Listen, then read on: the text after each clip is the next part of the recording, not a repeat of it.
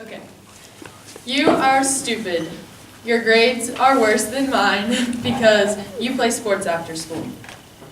Now, this wouldn't be very helpful if this person knew nothing about you or your grades or anything. There are many different types of people in our high school. We each have different friends, interests, opinions. So what about these differences gives us the ability to judge one another based on our academics? Athletes today face a very common stereotype, that being the dumb jock.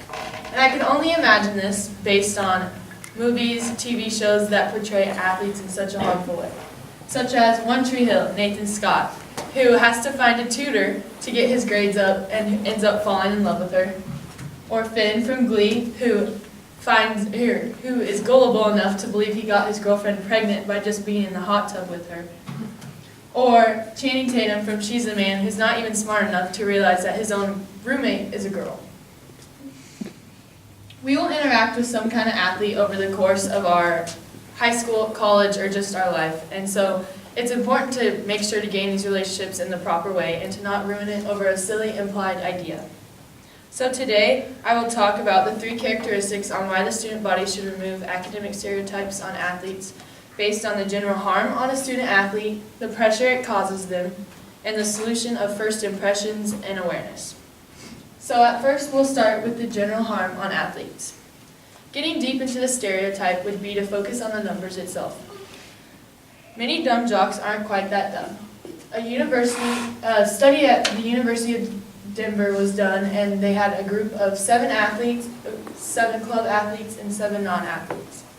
According to Alexa Hupel in her journal, Not So Different After All, Examining the Stereotype of the College Athlete, published in 2018, the average GPA of an athlete was 3.36 and is higher than that of a non-athlete.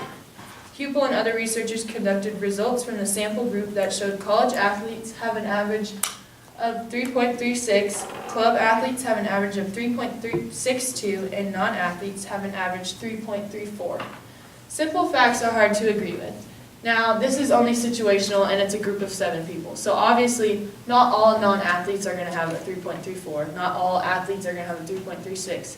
Those numbers will vary, but it is obviously incorrect to judge a whole group of people just based on one fact.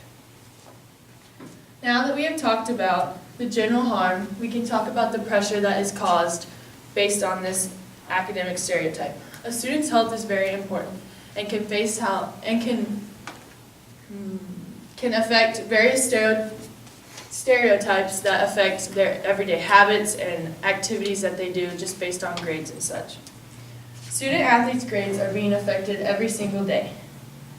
As a result, these athletes have increased anxiety, and in Clifton B. Parker's article in the Stanford News published in 2014, he explains how student athletes, reminded of their dumb jock personalities.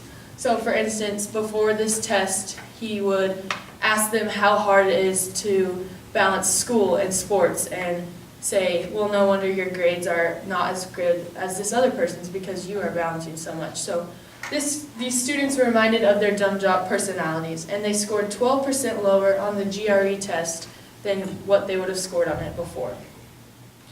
Mental stress put on athletes to be better than what they are perceived is not necessary, and it only makes matters worse, because as we can see, they would have scored higher if they wouldn't have had those stereotypes put on them before.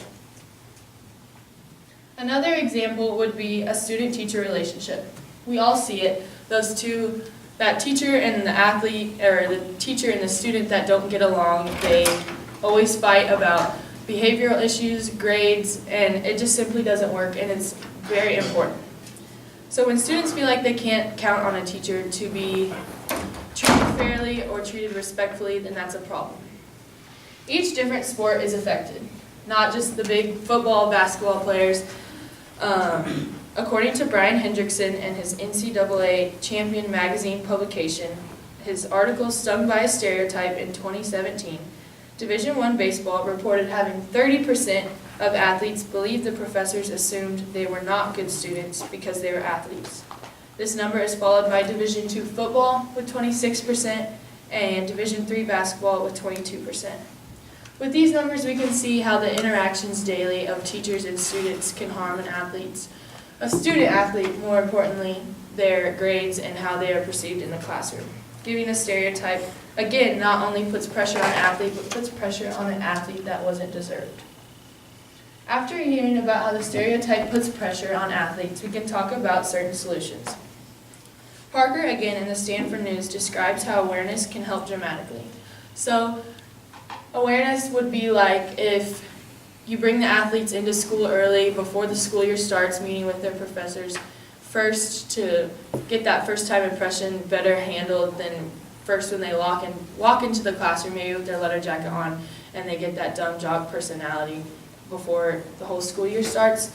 And then another awareness would just be first-time impressions, because our brains are wired in a certain way that every time you look at someone, you automatically get a first impression, and change happens over time. So this obviously wouldn't be something that happens very easily, and it's just a first-time impression thing that needs to get worked out over the period of time. So athletes all over the U.S. are facing this stereotype, and it's going to happen, like I said, over time, and it's not going to change for a while. But by going over the harm on student athletes, the pressure that is caused by student athletes, and the solutions of awareness and first impressions, I hope you and the rest of the student body are able to see the truth and change your opinion based on the athletes.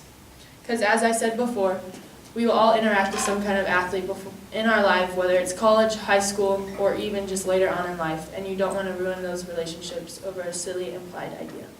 Thank you.